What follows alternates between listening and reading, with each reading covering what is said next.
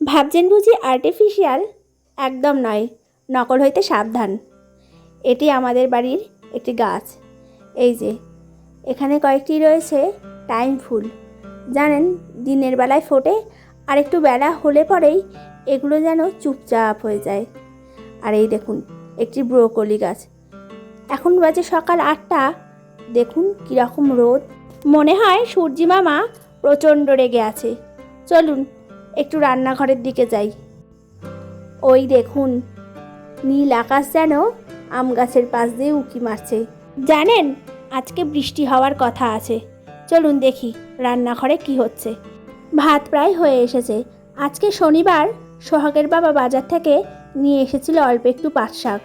জানেন, আমার মা না খুব ভালো পাট শাকের বড়া তৈরি করতে পারে। এই রেসিপিটি আপনাদের সঙ্গে আমি আরেকদিন শেয়ার করব। বৃষ্টি না হওয়ার কারণে জানেন এবার মনে হয় সবজিপাতি কম হয়েছে।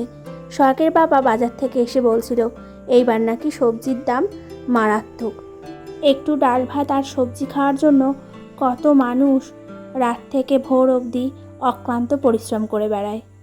ওই দেখুন গুড়ুম গুড়ুম শব্দে মেঘ যেন খুব গর্জন করছে।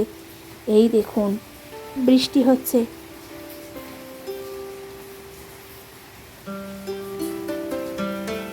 দাঁড়ান, একটু প্রেশার কুকারে মটর ডাল সেদ্ধ করতে বসিয়ে দিই। দিয়ে দেব 2টি কাঁচা লঙ্কা আর দিয়ে দেব একটু জল।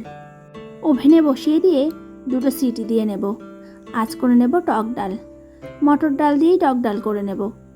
আর এই দেখুন সরু সরু করে পেঁপেটাকে কেটে নিয়েছি। পেঁপেগুলো আমাদের গাছেরই। ওই যে প্রেশার কুকার ডেকে উঠল। আর এই দেখুন এখানে কেটে নিয়েছি একটু ঝিঙে আর আলু। আজকে ঝিঙে আলু দিয়ে একটু পোস্ত বানিয়ে নেব।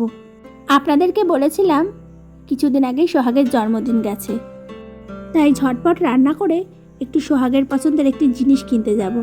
ওই যে একটি সাইকেল কিনেছে সোহাগ। সাইকেল চালানোর খুব তার ইচ্ছা। হ্যাঁ হ্যাঁ ঠিক আছে।